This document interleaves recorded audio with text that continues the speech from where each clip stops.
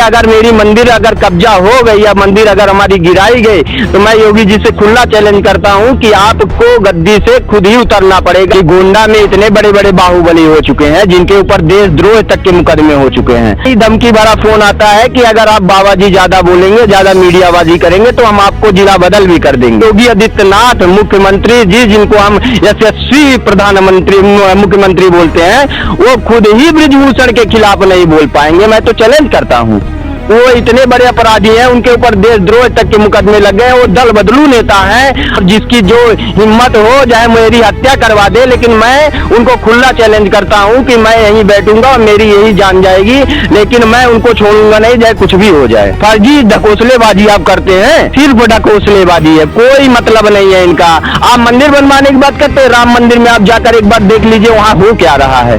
कि जितनी औकात हो मुझे खुला चैलेंज करता हूँ, मरवा दे, मैं तो चाहता हूँ।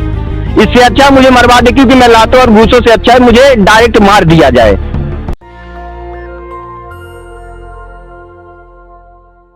नमस्कार, स्वागत है आपका नेशनल दस्तक में। मैं हूं सबा खान। मैं इस वक्त इको गार्डन में हूं और हमारे साथ एक संत हैं।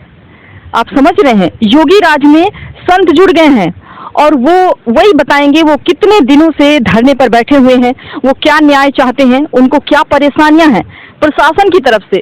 जो सरकार दावा करती है कि हमने जो है सारे जितने भी गुंडाराज थे उनको खत्म कर दिया है, जो भी भूमाफिया थे उन्हें खत्म कर दिया है मैंने, बहुत सारे दावे करते, बड़े बड़े होर्डिंग लगाती है, बड़े बड़े प्रचार करती है, लेकिन जमीनी हकीकत क्या है इस सरकार की, लोगों की शिकायत क्या है, उनके ही समुदाय के लोग उनकी तरफ शिकायत लेकर बढ़ रहे हैं। आइए इनसे बातचीत करते हैं। सर बताएं, आप कितने दिनों से यहाँ पर हैं?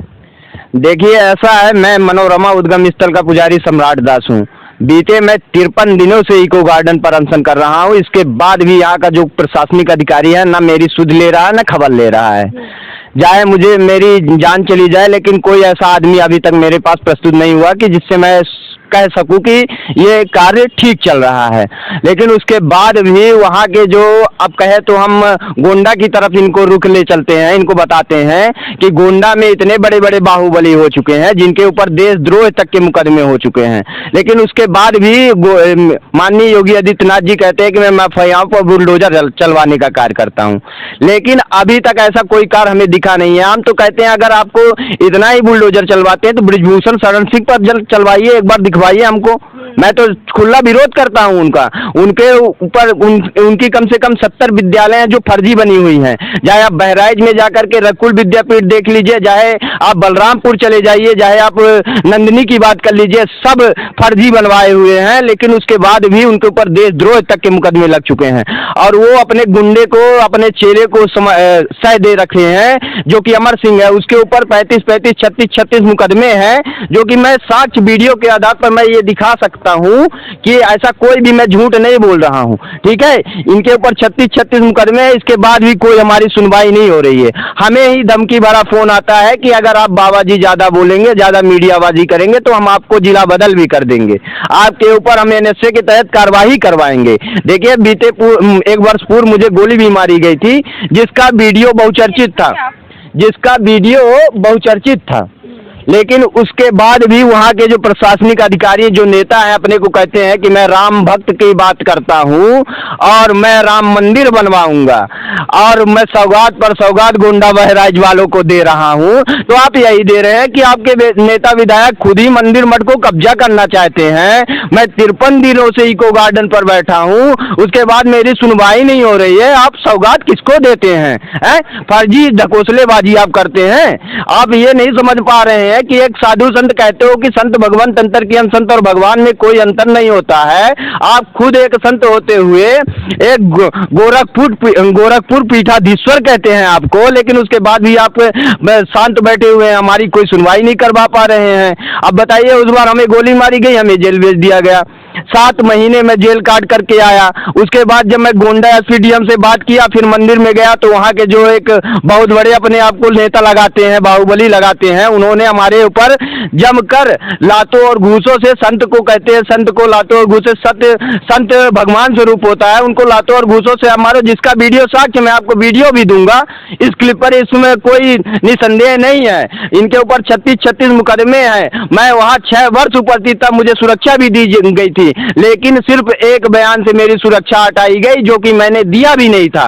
सिर्फ मेरी फोटो लगा करके किसी ने, चाहे वो ब्रिजभूषण ने स्वयं करवाया हो, मैं डायरेक्ट खुला चैलेंज देता हूँ, क्योंकि वो इतने बड़े अपराधी हैं, उनके ऊपर देशद्रोह तक के मुकदमे लग गए। वो दल बदलू नेता हैं, आप उनको सह दे रहे हैं योगी जी, लेकिन मैं आपको चैलेंज देता हूं कि एक दिन आपको खुद ही और ले डूबेंगे, क्योंकि इतने बड़े माफिया बन चुके हैं कि आपको खुला चैलेंज एक दिन आपको देंगे, आप सोच नहीं सकते हैं कि वो कितने बड़े माफिया हैं। सीएम साहब तो खुद ही एक मुख्यमंत्री हैं और योगी भी हैं, मुख्यमंत्री भी हैं और वो योगी भी है।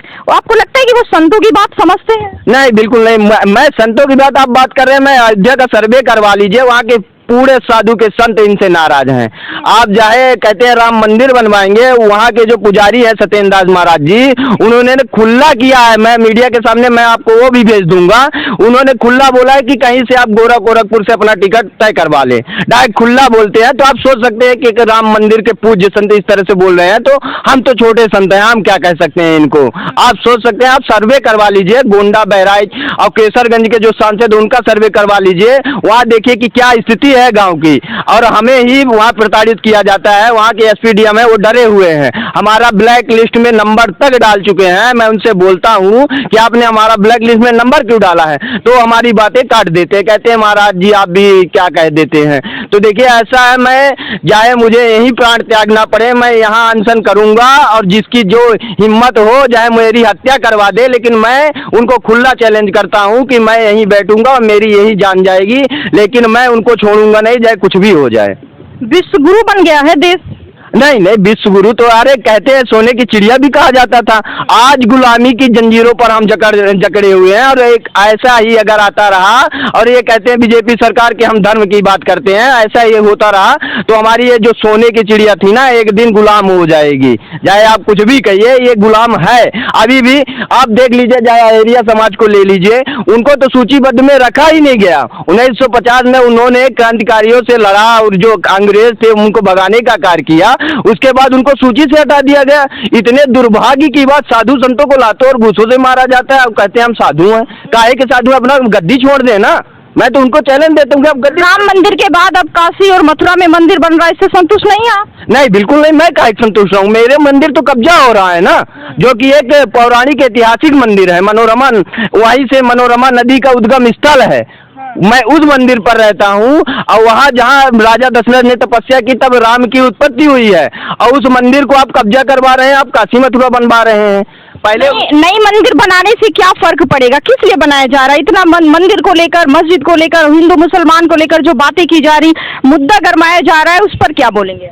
देखिए ऐसा, ये सिर्फ ढकोसलेबाजी है, कोई मतलब नहीं है इनका। आप मंदिर बनवाने की बात करते हैं, राम मंदिर में आप जाकर एक बार देख लीजिए वहाँ हो क्या रहा है, एक बार देखिए उनको जा करके। मैं तो कहता हूँ देख के आइए, वहाँ सिर्फ एक क्या कहते हैं वो बोरिंग मशीन खड़ी हुई वैसे करती है, उससे बालू निकालती है, ऐसे फेंक देती है, बस यही चल रहा है। मैं तो बीते कितने दिनों से वहाँ देख रहा हूँ, और मैं यहाँ पर 53 दिन हो गए। अगर किसी को ऐसा धर्म की बात है, मैं सब पूछते हैं हमसे कि मैं अकेला बैठा रहता हूँ। देखिए अकेले हम आए हैं, अकेले हम यहाँ ऊपर से भेजे गए हैं, हमें किसी की आवश्यकता नहीं है, और ना मैं किसी से डरता हूँ। जिसकी जितनी औकात हो मुझे खुला चैलेंज करता हूँ, मरवा दे। मैं तो चाहता हूँ इससे अच्छा मुझे मरवा दे, क्योंकि मैं लातों और घूसों से अच्छा है मुझे डायरेक्ट मार दिया जाए, खड़े बाजार में गोली चलवा दिया जाए, जैसे एक बार चलवाई गई थी, अब मुझे फर्जी जेल भेज दिया गया था।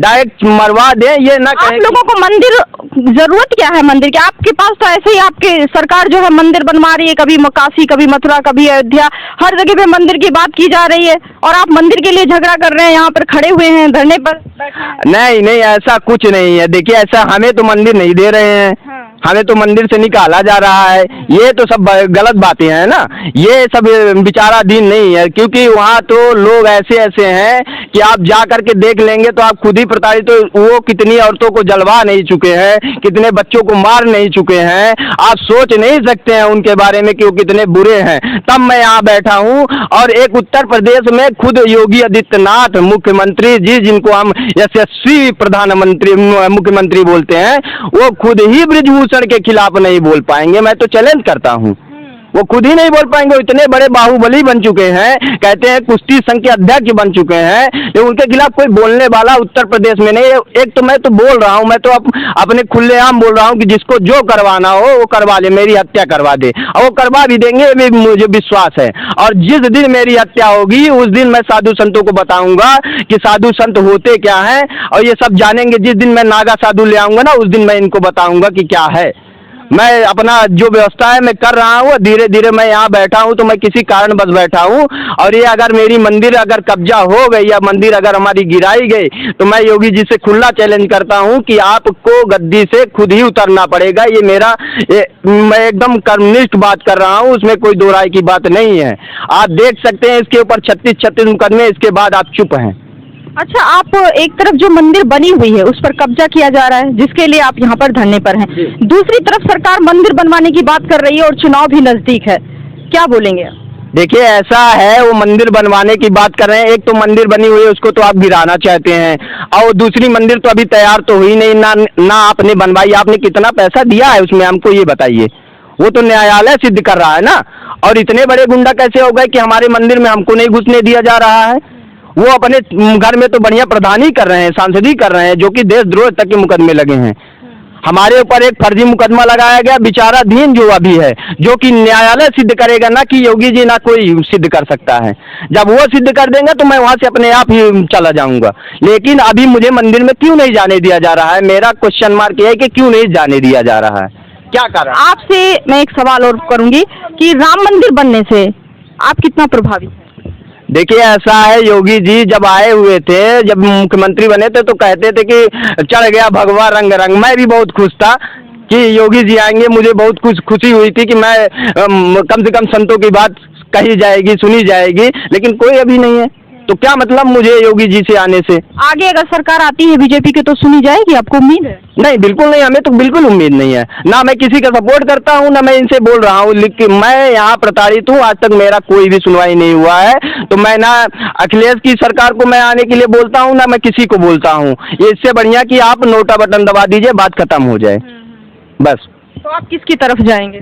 मैं तो किसी की तरफ नहीं जाऊंगा, मैं तो बैठा ही हूँ। अगर यहाँ हत्या हो जाती है तो ठीक है, अन्यथा नहीं तो फिर ऊपर वाला देखेगा ही। मैं उनके सहारे बैठा ही हूँ। शेष जय श्री राम। तो ये अम्बे गोंडा के अयोध्या में इनके मंदिर है, और इन मंदिरों पर कुछ भूमाफिया हैं जो कब्जा कर रहे हैं, और ये योगी से बहुत ज़्यादा नाराज हैं, अपने सीएम से नाराज हैं, उनकी नाराजगी जाहिर कर रहे हैं। लगातार मांगे कर रहे हैं कि इनको जो मंदिर पहले से बनी हुई है वो इनको मिल जाए, इनको नई मंदिर नहीं चाहिए। इस तरह की बहुत सारी चर्चाएं की इन्होंने हमारे साथ। फिलहाल जुड़े रहे नेशनल दस्तक के साथ। नेशनल दस्तक की आपसे गुजारिश है कि अगर इसको बचाना चाहते हैं तो नेशनल दस्तक को सब्सक्राइब करने के लिए रेड कलर के सब्सक्राइब बटन को दबाएं, फिर बेल आइकन की घंटी दबाएं। नेशनल दस्तक को बचाने के लिए बहुत जरूरी है कि हर खबर को शेयर करें, लाइक करें, कमेंट जरूर करें।